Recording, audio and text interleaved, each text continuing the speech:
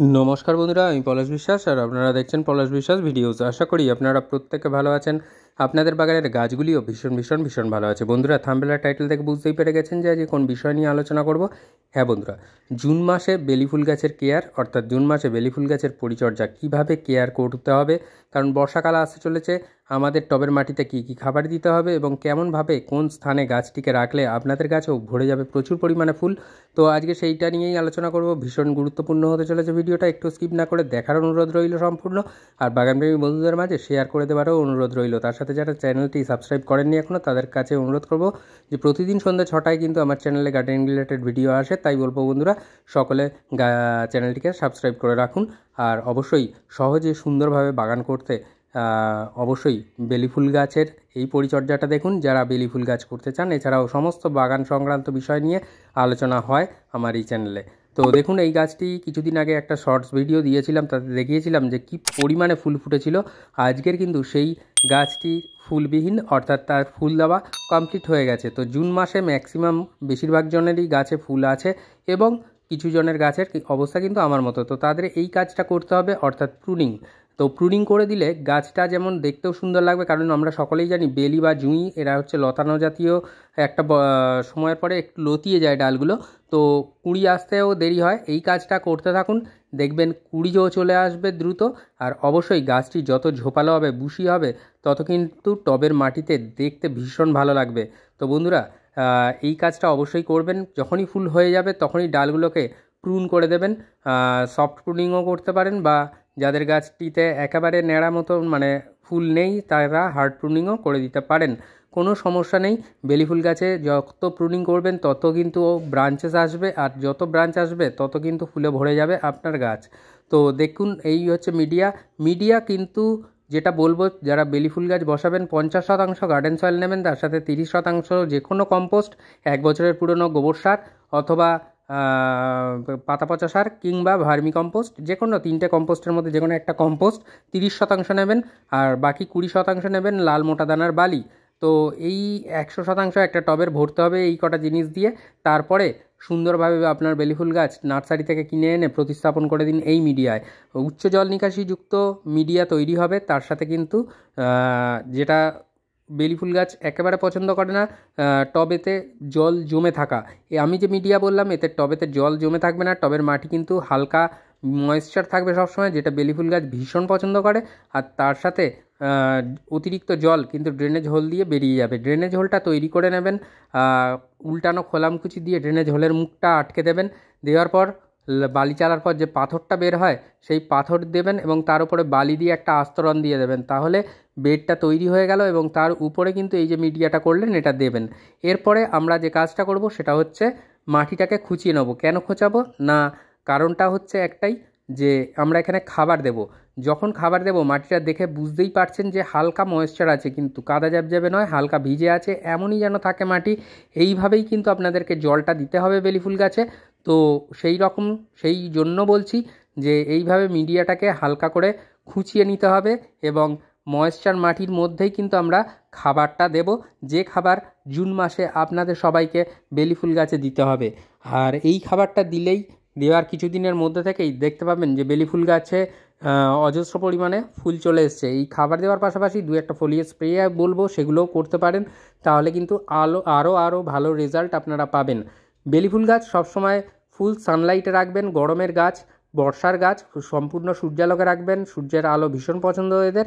তো সেই জন্য এই সূর্যের আলোটা কিন্তু একটা মুখ্য ভূমিকা বেলি ফুল গাছে ফুল আসা বা না আসার ক্ষেত্রে। এবং মিডিয়াটা ময়েশ্চার রাখবেন হালকা, এটাও কিন্তু একটা বড় কাজ এই ফুল আসা বা না আসার জন্য। তো তাহলে বুঝতেই পারছেন বন্ধুরা কীরকম মিডিয়ার কেয়ারটা করতে হবে এবং কোন স্থানে গাছটাকে রাখবেন। এবার চলুন দেখে নিই যে কী খাবার আমরা দেব। তো এখানে দেখুন রয়েছে 3 টেবিল চামচ ভার্মি কম্পোস্ট, বা আপনারা 1 বছর পুরনো কাউডাং কম্পোস্টও নিতে পারেন, সেখানে ক্ষেত্রে 2 টেবিল চামচ নেবেন। আর এর সাথে রয়েছে সেটা রয়েছে শিংকুচি, হাড় গুঁড়ো। এই দুটো জিনিসই 2 টেবিল চামচ করে রয়েছে। এই শিংকুচি বা হর্নমিল কিন্তু প্রচুর পরিমাণে ফসফরাসের উৎস এবং বোন ডাস্টের মধ্যে কিন্তু ক্যালসিয়াম, ফসফরাস এগুলো দুটোই থাকে।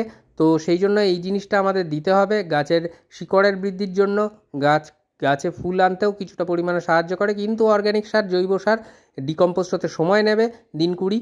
তো সেই জন্য কিছু রাসায়নিক সারও এর সাথে মিশিয়ে দেওয়া যাবে অবশ্যই, কিছুটা পরিমাণে, যে পরিমাণে আমি দেখাবো।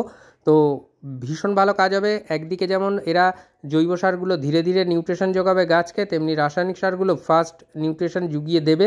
তো এর ফলে টবের মিডিয়াটা সবসময় খাবারে ভর্তি থাকবে, কখনোই খাবার ছাড়া মিডিয়া হবে না। এখানে দেখতে পাচ্ছেন 1 টেবিল চামচ পরিমাণে নিয়ে নেবেন সিঙ্গেল সুপার ফসফেট, 1 টেবিল চামচ পরিমাণে লাল পটাশ। যারা লাল পটাশ ইউজ করবেন না, মানে রাসায়নিক পটাশ যারা ইউজ করবেন না, তারা কিন্তু অর্গ্যানিক পটাশও ব্যবহার করতে পারেন। আর এটা দেখতে পাচ্ছেন এটা নিমখোল আছে, এখানে 2 টেবিল চামচের মতন নিমখোল নেওয়া হয়েছে। আর এটা যেটা চিনির দানার মতন দেখছেন, এটা আইসক্রিম চামচের 1 চামচ নেবেন ম্যাগনেসিয়াম সালফেট বা এপসম সল্ট। আর এই কালো কালো দানা যেগুলো দেখছেন, এগুলো জিআর দানা।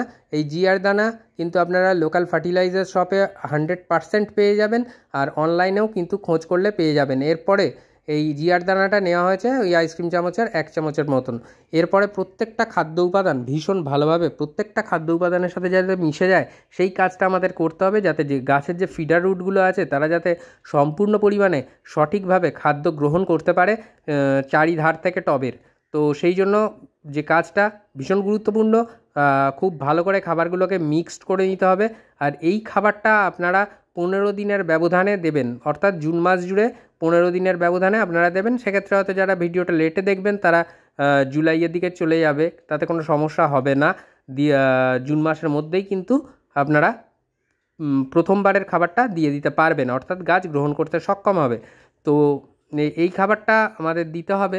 আর এই খাবারটা যত ভালো কাজ করবে, সেটা আপনারা এর এফেক্টটা বা রেজাল্টটা আপনারা কিন্তু 1 সপ্তাহ পর থেকেই নিজেরা লক্ষ্য করতে পারবেন যে কতটা উপকারী এই খাবার বেলিফুল গাছের জন্য।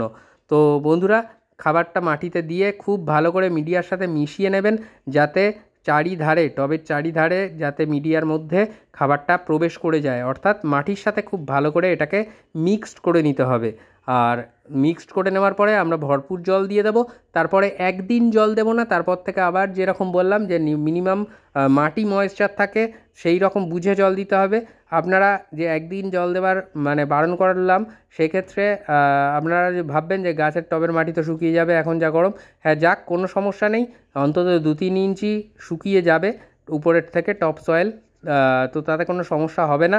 তারপরে যখন জল দেবেন, গাছ কিন্তু এই খাবারগুলো জলের সাথে অতি দ্রুত গ্রহণ করবে এবং অনেক ভালো রেজাল্ট কিন্তু আপনারা সর্বোপরি পাবেন।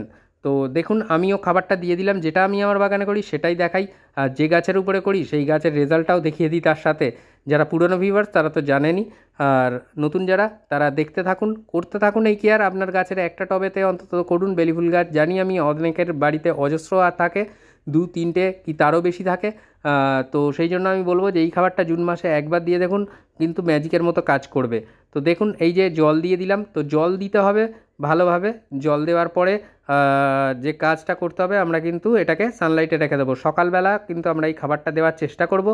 যারা একদমই সকালবেলা পারবো না, তারা বিকেলবেলা বা সন্ধ্যাবেলায় দেবো। কিন্তু সকালের দিকে, অর্থাৎ সূর্যের আলো আপনার বাগানে এসে না পড়ছে সেই সময় যদি আপনারা দেন, তাহলে কিন্তু খুব ভালো রেজাল্ট আপনারা আপনাদের গাছ থেকে পাবেন, অর্থাৎ গাছে কিন্তু সুন্দরভাবে খাবার গ্রহণ করবে। আর এইটা দিতে হবে মাটিতে খাবার দেওয়ার ঠিক 3 দিন পরে। এটা একদিকে যেমন অনুখাদ্য, তেমনি অপরদিকে কিন্তু কিছুটা প্ল্যান্ট গ্রোথেরও কাজ করে থাকে। তো সেই ক্ষেত্রে এই বায়োভিটা এক্স 1 লিটার জলে 1.5 ml নেবেন, নিয়ে সকালবেলা আপনারা কিন্তু গাছে স্প্রে করে দেবেন। তাহলে দেখবেন খুব ভালো রেজাল্ট কিন্তু আপনারা পেয়ে যাচ্ছেন। আর অবশ্যই অনুখাদ্যের প্রয়োজন আছে, কারণ আমরা মাটিতে যেটা দিই সেটা ম্যাক্রোনিউট্রেন্ট, এবং বাদবাকি যে ম্যাক্রোনিউট্রেন্ট ছাড়া, অর্থাৎ এনপিকে, এই নাইট্রোজেন, ফসফেট, পটাশ, এই ছাড়াও কিন্তু আরও প্রচুর পরিমাণে খাবারের দরকার হয় গাছের, যেগুলো কিন্তু এই অনুখাদ্য থেকে পেয়ে যায় গাছ। তো এটা দিতে হবে। এটা ফুল আনতে বা অনুখাদ্য ফল আনতেও ফল গাছের ক্ষেত্রে বিশেষভাবে সাহায্য করে থাকে। তো আপনারা যে কোনো একটা অনুখাদ্য কিনে নিতে পারেন, যেটাই পাবেন সেই অনুখাদ্য বা মাইক্রোনিউট্রিয়েন্ট আপনারা ব্যবহার করতে পারেন। তো আমি এটা ব্যবহার করি, এর সাথে আরও 2-3টে মাইক্রোনিউট্রিয়েন্ট আমি আমার বাগানে ইউজ করি। তো বাগানে মাইক্রোনিউট্রিয়েন্ট রাখতে হবে বন্ধুরা, ভালোভাবে ফুল পেতে গেলে বা ফল বা সবজি পেতে গেলেও মানে এর ভূমিকা অনস্বীকার্য। তো আশা করি ভিডিওটা বুঝতে পারলেন। কোনো সমস্যা রইলো না। এরপরেও যদি কারুর বুঝতে কোনো সমস্যা হয় তাহলে অবশ্যই প্রশ্ন করবেন কমেন্ট বক্সে, আমি সবার প্রশ্নের উত্তর দিয়ে থাকবো। তো আজকের মতো এ পর্যন্তই বন্ধুরা, আবার আসছি আগামীকাল ঠিক সন্ধ্যে 6টায়। ততক্ষণ সকলে সুস্থ থাকুন, ভালো থাকুন, প্রচুর পরিমাণে গাছ লাগাতে থাকুন। মন থাক চিরসবুজ, পৃথিবী হোক সবুজময়। এই বলে আজকে এখানেই সমাপ্ত করছি। আবার আসছি আগামীকাল সন্ধ্যে 6টায়। খুব ভালো থাকবেন সকলে। নমস্কার বন্ধুরা।